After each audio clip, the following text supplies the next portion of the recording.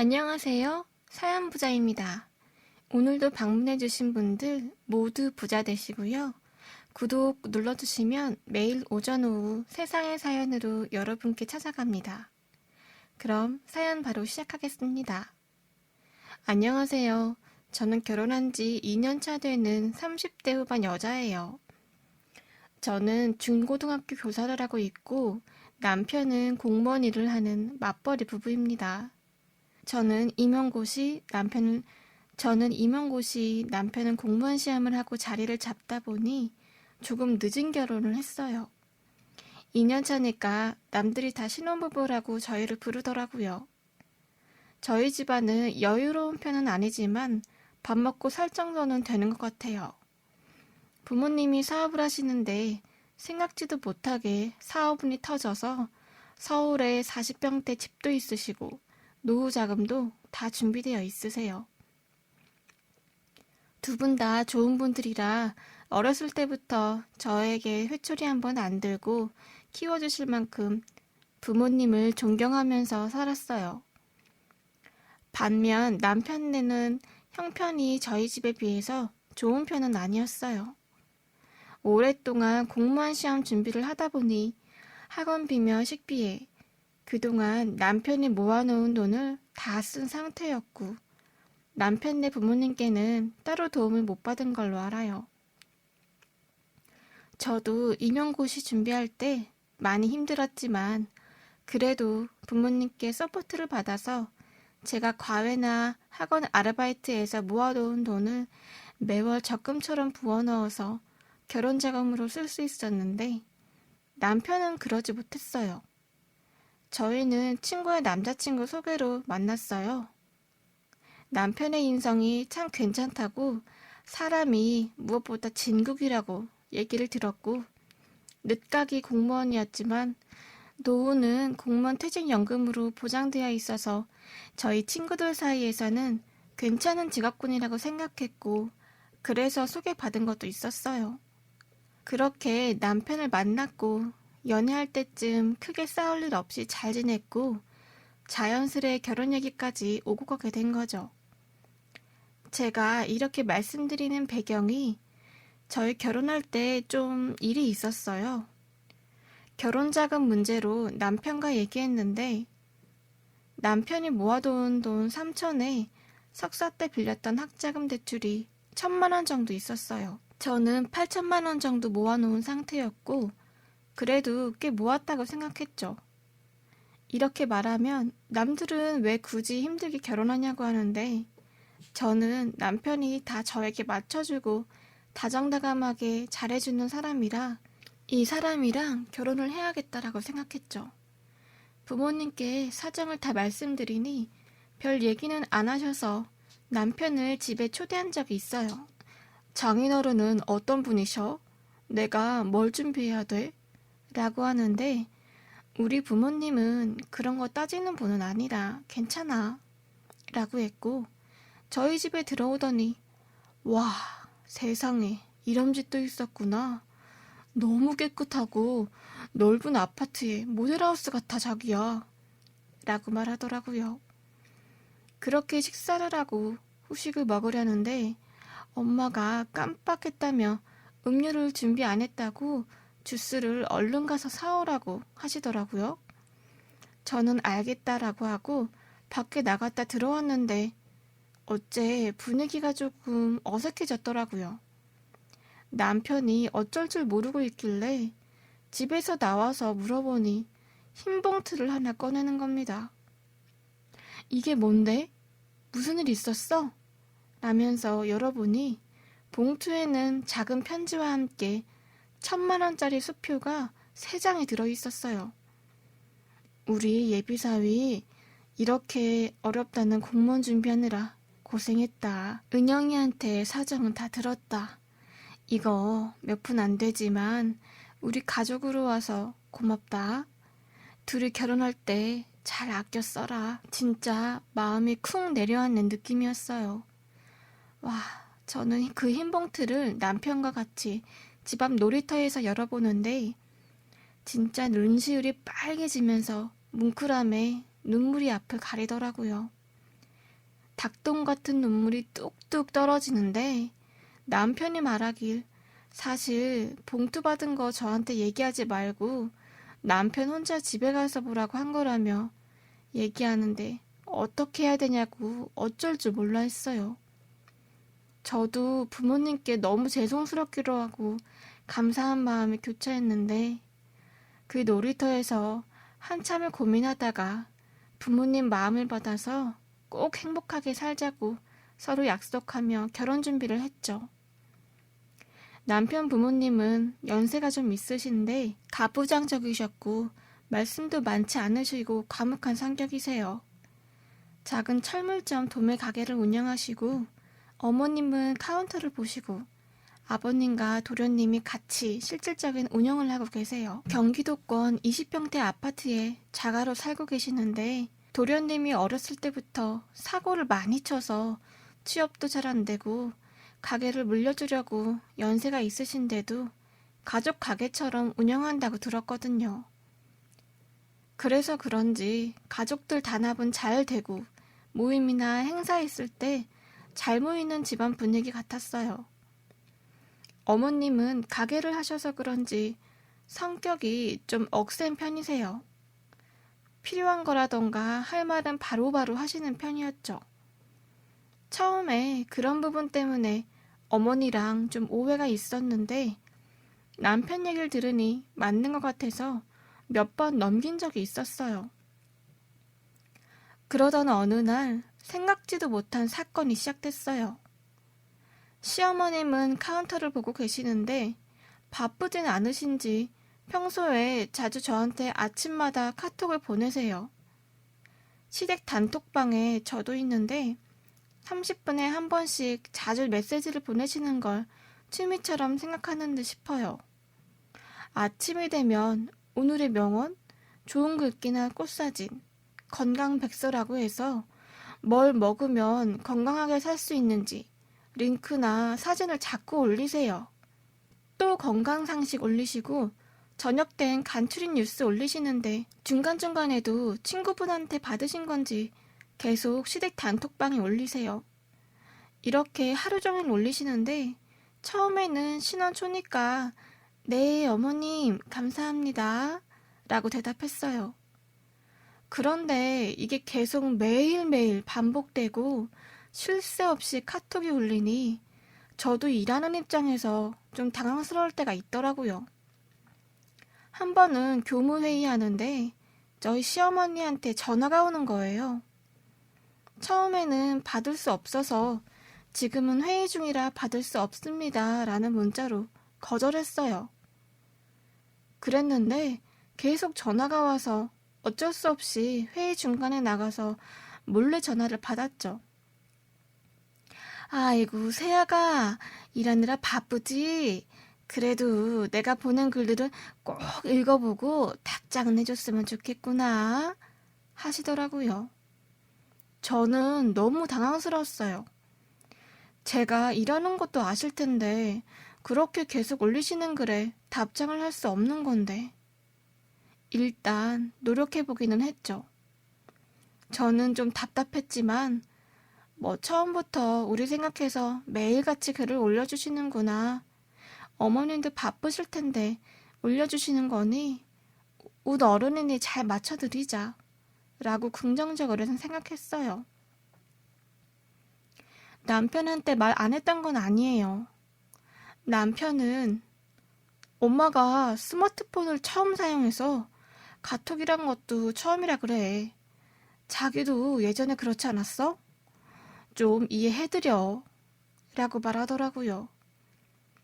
신혼인데 자기 엄마 편에서 얘기하는 남편이 조금 밉기도 하고 서운했지만 부모님한테 잘해야 집안이 편하다는 얘기를 어렸을 때부터 듣고 자라서인지 그러려니 했어요. 그러다 하루는 학교에 학교 폭력 문제가 생겨서 교무실이 발칵 뒤집어졌고 긴급회의에 들어가게 되었죠. 막 한참 피해자와 가해자 학생 부모들을 불러서 어떻게 처리할지 얘기하고 있는데 수의실 경비분이 저를 복도 창가에서 살짝 부르는 거예요. 다행히 잠깐 쉬는 시간이라 쪼르르 나갔더니 시어머님 되는 분이 전화가 오셨대요. 저랑 연락이 안 된다고 학교로 전화를 하신 거였어요. 저는 무슨 일인가 싶어 얼른 어머님께 전화를 했죠. 새아가 전화도 안 받고 너무한 거 아니냐? 문자를 해도 답도 없어서 내가 급해서 학교에 전화를 해봤다고 하시는 거예요. 왜 그러시냐고 하니 지금 뉴스에서 북한이 지네들 먹을 거 없으니 일부러 미사일을 쏴서 위협을 주고 있다며 전쟁 날 수도 있으니 항상 실시간 뉴스 같은 걸 잘 보고 다니라고 말씀을 하시는 겁니다. 그때 당시 대포를 동해안 바다에 쏘는 위협적인 뉴스가 나오긴 했지만 아니 일하고 있는 사람한테 전화해서 시어머니가 보낸 뉴스에 답장도 없다고 금부치 이런 거 잘 좀 챙겨 다니라는 말씀을 하시려고 일터까지 전화한다는 게 말이 되는가 싶더라고요. 더 웃긴 건 그런 시댁 톡방에서 저만 답장을 하고 있었어요. 남편은 한 번도 답장을 안 했어요. 그래서 저한테만 왜 그러시냐고 여쭤봤죠. 시어머님은 자기 아들은 일하느라 바쁘니 좀 서운해도 어쩔 수 없다고 하시는 겁니다. 저도 같이 일하고 있는 사람인데 왜 차별하시냐고 했더니 여자랑 남자랑 같냐고 하시는 거예요. 어머니, 저도 학교에서 애들 가르치느라 고생한다고 말씀드리니 넌 좀 낫지 않냐? 며 애들은 알아서 크는 거 아니냐고 선생님이 제일 편한 직업이라고 어머니 친구분들한테 들었다고 하시는데 점점 답답하고 화가 나는 겁니다. 아니, 이게 말이 되나요? 똑같이 일하고 직장인이고 남편이랑 잘 지내고 있다고 생각했는데 갑자기 웬 카톡방에 사람 마음을 이렇게 뒤집어 놓냐고요. 정말 어이가 없었어요. 하루는 이런 일도 있었어요. 여름방학 때 남편이 연차 써서 휴일 껴서 좀 길게 제주도 여행을 다녀온 적이 있었죠. 서귀포에서 멋진 풍경 사진도 찍고 맛있는 것도 많이 먹고 푹 쉬다 와서 달달한 신혼초기도 하고 남편이랑 둘이 찍은 사진을 카톡 프로필 사진에 업데이트했어요. 그랬는데 시댁 단톡방에서 시어머니가 아가 너희 프로필 사진이 바뀌었구나. 어디 여행 다녀왔니? 라고 하시더라고요. 그래서 남편과 제주도 여행을 다녀왔다고 했죠. 그랬더니 그래도 이제 우리 집 사람이 됐는데 결혼하고 첫 여행은 어른들한테 한번 물어보는 게 예의인데 너희들끼리만 좋은 데 가는구나. 아유, 난 괜찮다. 아버지가 서운해할까봐 그런 거다. 라고 하시는 겁니다. 시아버님은 당황하셨는지 아가, 난 괜찮다. 너희들 잘 놀다 왔으면 됐다. 라고 하시는 거예요. 너희들 잘 놀다 왔으면 됐지. 우리는 신경 쓰지 말거라. 라고 하시는데 시어머님은 같이 여행 가면 얼마나 좋아요. 신경 쓰지 말거라. 그런데 계모인 명순네는 애들이 미국 여행 보내줬다더라. 참 좋아 보이더라. 그제 명순네가 얘기하는 게 생각나서 말한 거니 그러려니 하거라. 고 하시는 겁니다. 그 이후로도 옆 가게 사장 부부네는 애들이 해외여행 1년에 한 번씩 꼭 보내주는데 그렇게 자랑을 한다며 부럽지는 않은데 참 좋아 보이더라 하면서 하루에 한 번씩은 얘기하셔서 결국 마이너스 통장으로 시부모님 해외여행 보내드린 적도 있었어요. 그날도 집에 와서 남편에게 막 뭐라고 했어요. 정도가 지나치신 것 같다고 하니 남편은 내가 학교에 있으니 좀 더 시간적 여유가 있지 않냐며 제 편을 안 들어줬어요. 정말 너무 서운하고 화가 치밀어 올라서 가슴이 답답했어요.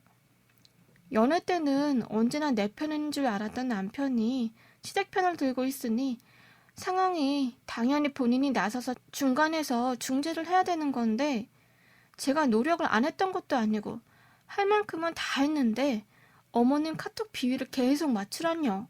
결혼할 때도 전세를 들어올 때도 우리 집에서 다 해주고 했는데 이런 일로 이렇게 날 속상하게 하나 싶어서 서운함과 속상함에 눈물이 펑펑 났어요. 그러다 저는 결심했죠. 시어머니한테 골탕을 먹이기로. 저는 시부모님 톡방에서 작정하고 나오기로 계획을 짰어요. 요즘 보이스피싱 많잖아요. 그래서 제 프로필이 해킹당한 것처럼 보이게 해서 카톡방을 나오자라고 생각했죠. 퇴근길에 보이는 파출부 간판을 찍어서 제 프로필 사진으로 바꿨고 땡땡 파출부라고 적어서 시댁 단톡방을 확 나가버렸어요. 그랬더니 바로 전화벨이 울리는데 시어머니였어요. 왜 단톡방을 나갔냐고 막 뭐라 하시길래 어머머 어머니 제 카톡 프로필이 해킹당한 것 같아요 라고 했죠. 어떻게 하냐고 하시길래 경찰에 일단 신고 접수했으니 기다리면 될 것 같다고 하고 복구하는데 시간이 좀 걸릴 것 같다고 말씀드렸어요. 속이 다 후련하더라고요. 그런데 집에 와서 남편이 눈치를 채고 저한테 왜 엄마한테 거짓말하냐고 뭐라고 하는 거예요. 저보고 그렇게까지 해야 되냐고 하면서 자기네 부모님이 그렇게 부담 주냐고 하는 거죠. 저도 입장 바꿔서 생각해보라고 소리쳤어요. 매일같이 아침 인사에 꽃사진에 글귀에 건강정보를 보내시는데 답장 안 하면 안 한다고 서운해 하시고 도대체 어떻게 내가 해야 되냐고 말했죠. 당신도 우리 집 친정 톡방에 들어오라고 했고 남편은 자신있게 알겠다고 했어요. 그 사이 이런 일을 아빠한테 전화해서 고자질 아들 처음부터 다 말했고 남편도 좀 귀찮게 해달라고 말했더니 아주 버릇을 단단히 고쳐놔야겠다고 하셨어요. 남편이 친정 단톡방에 들어오자마자 아이고 문서방 어서 오게 우리가 좀 늦게 초대했지 서운해 말게 라면서 환대해 주셨어요. 남편은 살짝 당황한 눈치였는데 그때부터 시작이었죠. 저희 결혼 때 아빠가 보내주신 편지와 흰 봉투 사건 이후로 남편은 아빠 말이라면 무조건 네네 대답으로 깍듯하게 대했거든요. 이해는 이. 아빠도 똑같이 아침마다 모닝 인사로 움직이는 꽃사진을 보내셨고 좋은 명언이나 글귀들을 하루에 수십 통을 보내셨어요. 남편이 답장을 안 하면 문서방 생각해서 보내는 건데 답장이 없으면 내가 서운하네. 안 그런가?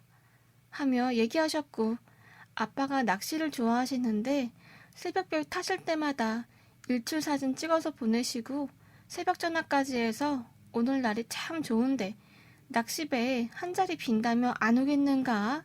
하면서 남편에게 계속 전화를 했죠.